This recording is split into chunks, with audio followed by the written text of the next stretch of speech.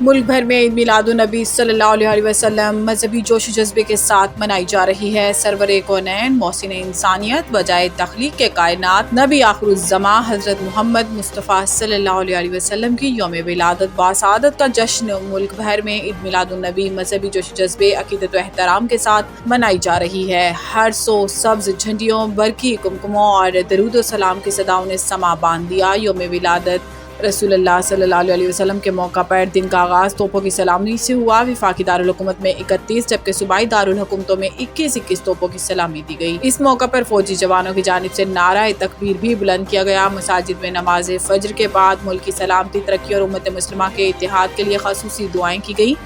فضا درود و سلام کی خوشبوؤں سے معطر ہو گئی۔ جشن میلاد النبی صلی اللہ علیہ وسلم کے سلسلے میں ملک کے مختلف شہروں کی گلیاں، محلے، بازار اور شاہراہیں خوبصورت روشنیوں، برقی کمکموں اور سبز جھنڈیوں سے سجا دی گئی ہیں، جبکہ سرکاری اور نجی عمارتوں پر بھی چراغاں کیا گیا ہے۔ کئی مقامات پر محرابیں اور آرائشی دروازے بھی نصب کیے گئے ہیں۔ دوسری جانب آج عید میلاد النبی کی مناسبت سے ملک بھر میں خصوصی تقریبات، محافل اور ریلیوں کا اہتمام کیا جا رہا ہے۔ صدر اعظم علی زرداری اور وزیر اعظم محمد شہباز شریف نے جشن عید میلاد النبی پر مبارکباد دی، وطن میں امن، استحکام اور خوشحالی کے لیے دعائیں مانگی۔ وزیر اعظم محمد شہباز شریف نے کہا کہ اسوہ حسنہ تمام مسلمانوں کی دینی اور دنیاوی اصلاح و فلاح اور مثالی کامیابی کے لیے مشعل راہ ہے۔ رسول اللہ صلی اللہ علیہ وسلم کی ذات مبارک دین اسلام کی تعلیمات کا بہترین نمونہ ہے۔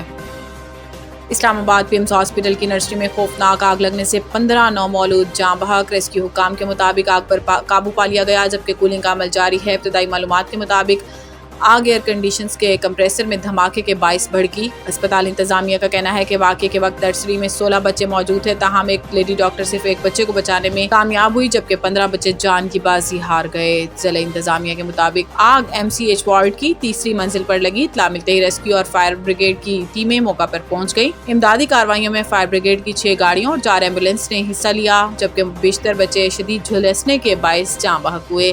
بعد ازاں انتظامیہ کی جانب سے بتایا گیا ہے کہ آگ شارٹ سرکٹ کے باعث لگی، تاہم تحقیقات کے بعد اصل وجوہات سامنے آئیں گی۔ باقی وجوہات جاننے کے لیے ایڈیشنل ڈپٹی کمشنر کی سربراہی میں انکوائری کمیٹی قائم کر دی گئی۔ ترجمان پیمز ہاسپٹل کے مطابق تمام بچوں کی میتیں لواحقین کے حوالے کر دی گئی ہیں۔ وزیر اعظم محمد شہباز شریف نے پیمز ہاسپٹل کی نرسری میں آتی زدگی کے اندھوناک واقعے پر گہرے دکھ اور افسوس کا اظہار کرتے ہوئے اس کا نوٹس لے لیا اور حکام کو فوری تحقیقات کی ہدایت دی ہے۔ صدر مملکت نے یہ المناک اموات انتہائی دلخراش اور ناقابل تلافی نقصان ہے، غمزدہ خاندانوں کے دکھ میں برابر کے شریک ہیں۔ صدر اعظم علی زرداری نے واقعے کی شفاف تحقیقات پر زور دیتے ہوئے ہدایت کی ہے کہ ذمہ داروں کا تعین کر کے قانون کے مطابق کارروائی کی جائے۔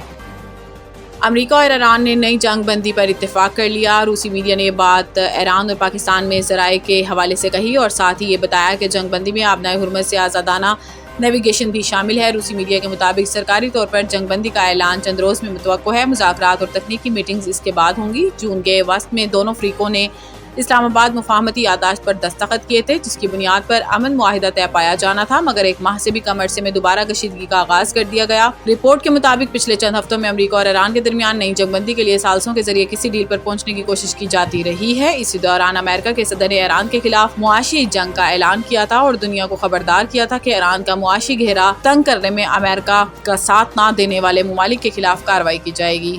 دبئی میں افغانستان پریمیئر لیگ T20 کی 3 فرنچائزز متعارف۔ پریس ریلیز کے مطابق تقریب میں فرنچائز مالکان، لیگ پارٹنرز اور افغانستان کرکٹ بورڈ کے حکام شریک ہوئے، جہاں افغان کرکٹ کے نئے باب کو ملک کی کھیلوں کی تاریخ کا اہم سنگ میل قرار دیا۔ لیگ کی جانب سے 3 ابتدائی فرنچائزز متعارف کرائی گئی ہیں، جن میں قندھار وارریئرز اور ایکسل یونائیٹڈ کابل زوانان شامل ہیں۔ انتظامیہ کے مطابق یہ ٹیم افغانستان کے مختلف خطوں کی کرکٹ محبت، نوجوان ٹیلنٹ اور شائقین کے جذبے کی نمائندگی کریں گی۔ تقریب کا مرکزی لمحہ کوہ ظفر ٹرافی کی رونمائی تھا، جس کا ڈیزائن افغانستان کے پہاڑی سلسلوں کی خوبصورتی، مضبوطی اور مزاحمت سے متاثر ہو کر تیار کیا گیا ہے۔ APL T20 کے مطابق افتتاحی پلیئر ڈرافٹ کے لیے رجسٹریشن پورٹل 30 اگست 2026 کو کھولا جائے گا، جبکہ پلیئر ڈرافٹ 27 ستمبر 2026 کو ہوگا۔ مکمل ٹورنامنٹ شیڈیول اور میزبان وینیوز سے متعلق مزید تفصیلات آئندہ ہفتوں میں جاری کی جائیں گی، جبکہ ٹورنامنٹ کے آغاز کی تاریخ 27 دسمبر 2026 مقرر کی گئی ہے۔